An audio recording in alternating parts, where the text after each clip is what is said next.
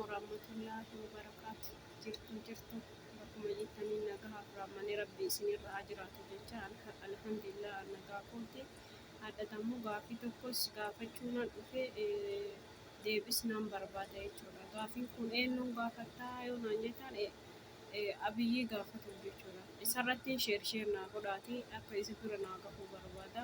Maali inni yoo naan jettan galii ijoolleen gara biyya namaa jirtu hundi gara biyya kiyyaatti haa dachaatu haa galtu naa galchaa jedheetiin haasaa deddeemu jira jechuudha.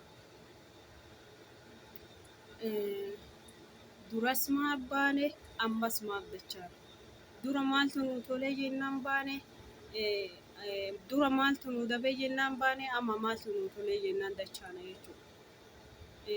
Amma eega filatamee eega filannoon bahee jedhee beeksisa haarawaa bahee moo waan ittiin nu jiraannutu nu gadhiifame moo maali wanni nu biyya dachaanuuf? Ta duraatiif ta'a malee tokko jechuudha. Dura maaliif dhumne amma maaliif dachaan gaaffii tokko. Furmaata nu dhaame jira moo furmaanni amma nu sirrate yookiin filannoo kanarra furmaata watu gannuu dhiifama moo maaliif dachaan kun gaaffii tokkodha. Inni lammaffaa damooyyuu ijoolleen biyyarra jirtu biyya garagaraa irra jirtu naa dachaatu jechuun duratti maal gochuu qabda jalqaba haadholee teeniin ta karaa irra akka miskiinaatitti teettee kadhataa ilmee ofii jiraachifachuuf akka hin taanetti karaa irra afattee jiraataatu karaa irraa kaasu.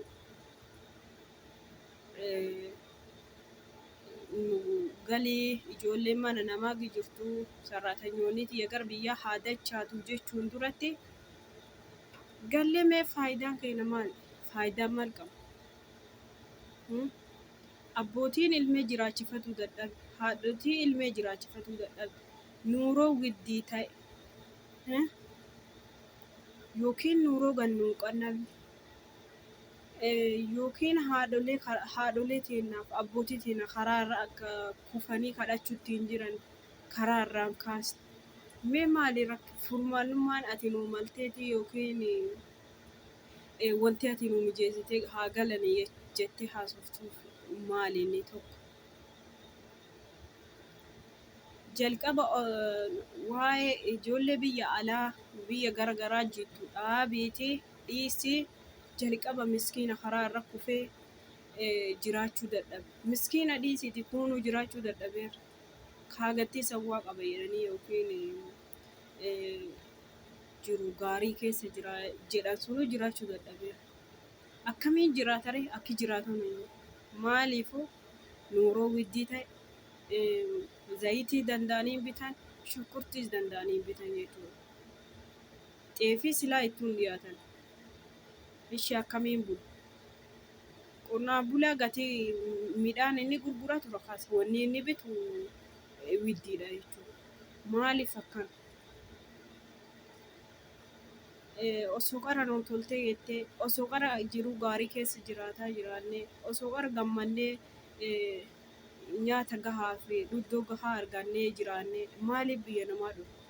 Maaliif akka sareetiin nurra deeman? Maaliif ka du'aa ka jiraatu jiraata? Ka jiraatu sun akka itti jiraataa rabbitu beeka. Nu amma akka itti jiraataa rabbitu beeka. Walumaa galatti ijoolleen mana namaa jettu jechuudha. Tuffatamnee lukaan nurra deemaa. Arrafamnee tumamnee harki niiblutti irraa citee maraattee fayyaa dhabdee karaa irra baatu kamini ijoollee teenya jechuudha. Ijoollee teenya tun bahee karaa irratti afatee yookiin maraatee ka fiigu jiru sababa biraati miti jechuudha. Ijoollee Itoophiyaati jechuudha. Muluu maaliif ta'e? Osoo qara rakkannee yookiin jiruu fooyyeffannaa yookiin jiruu tana keessa jiruu olaantuu baana jennee bahuu baannee kun muluu nurra hin gahu jechuudha. Muluu akka sareetittiin akka miskiinaatittiin hin jiraannu jechuudha. Haa galanii maaliif galu? Ka keessa jiruyyuu akkaataa itti jiraataa jiru isaaf rabbi bichatu beeka. Yookiin galgala hadhaa kana yoo nyaate ganama hin nyaatu. Qursii yoo nyaate misaa hin nyaatu. Ishiitii mee maaliif galla mee maaltu jira maaliif galla? Nulleen asii yoo galle deebinee mataa tuqamnee fiiguuf furmaanni keenya maali? Asii gallee furmaanni keenya maali? Furmaata tokko hin qabnu jechuudha. Kaasii dalannee asittuu dalagan waan tokkorra noolu jechuudha. Maaliif nuuroo widdi duwwa hojjanne bu'aa tokko siisuu hin dandeenyu jechuudha. Maaliif nuuroo widdi lafa dandeettee hin bittu. Lafa mana ijaaruuf dura jalqaba lafa bitama. Lafa dandeettee bituu hin dandeettu. Midhaan maatii kiyyaa bitaa yookiin kana uffata akka waan tokko ilaalee hojjedhaa yoo jette tokko hojjechuu hin dandeettu. Kun maaliif ta'e? Kun maaliif furmaata hin arganne? Ishii gallee faayidaan keenya maali?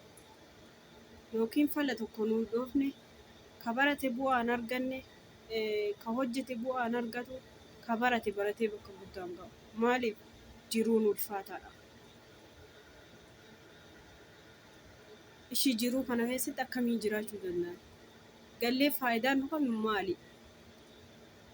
Cirraash mitamaa hojjenne tana lammaffaa deebineetiin waan akkasiitu hin argannu jechuudha. Maaliif kun ta'a? Yookiin furmaata tokko nu gannu hin dhaabne yookiin bakka hojjetanii haa galanii jechuu dhiisaniitiin bakka yookiin bakka namni irra jiraatu bakka namni itti nagadatu bakka wayii furmaata tokko namaa dhawu. Galuunis hin dhibu hin galan. Namni biyya ofiirraa yoo du'e malee biyya ofii hin hanqatu.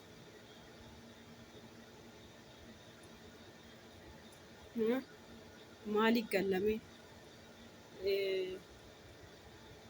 Ijoolleen baay'een amma fakkeenyaaf ashuu gammanneerra nu gammachiisaniiranii gammachuu keessa jirraa galaanuun jedhanii ijoolleen baay'een tiktok irratti nan ilaala.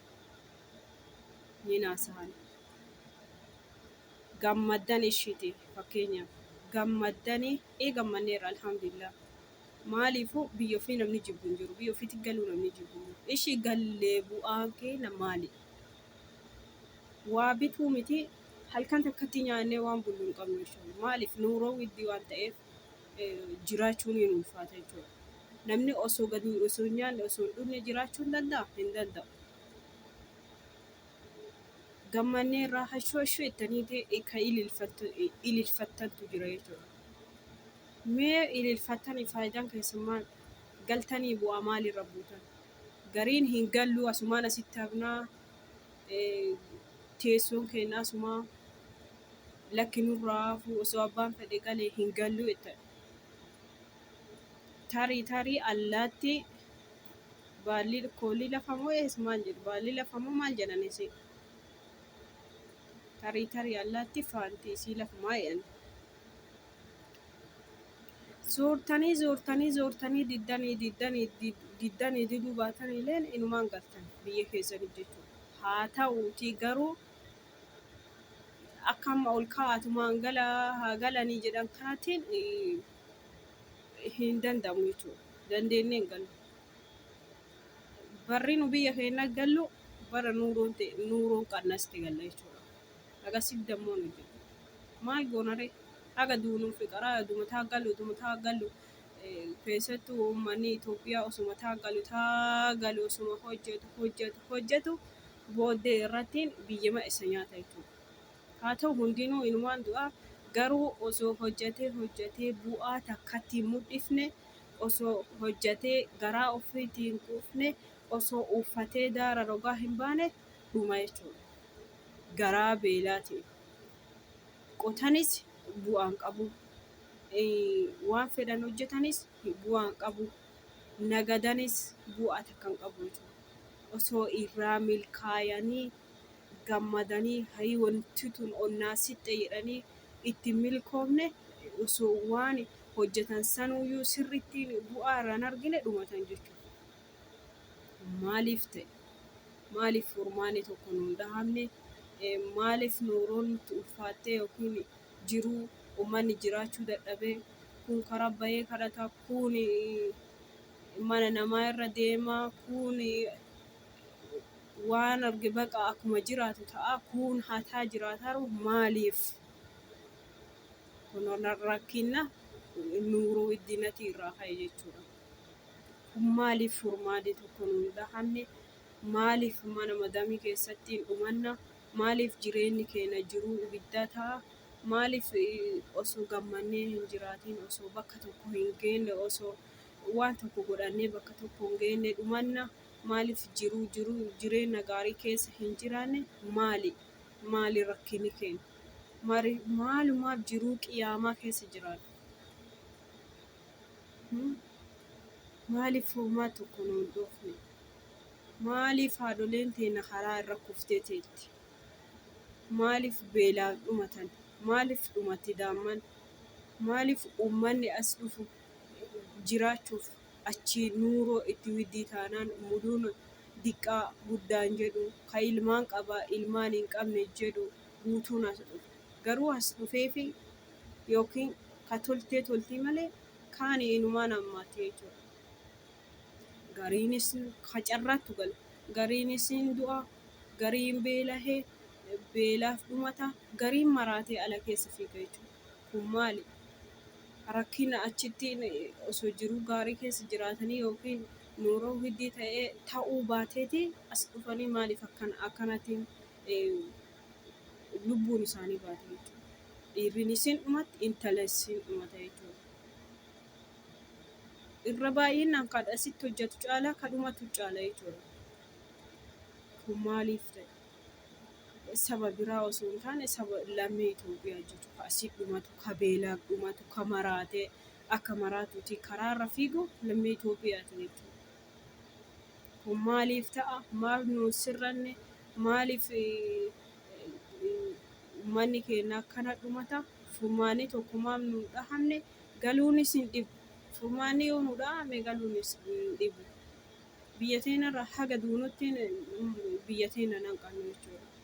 Haa ta'uutii garuu osoo furmaanni tokko nu hin siinne, osoo waan tokko arganne yookiin waan irra dhaabannu hin arganne hin gallu. Maaliif galla?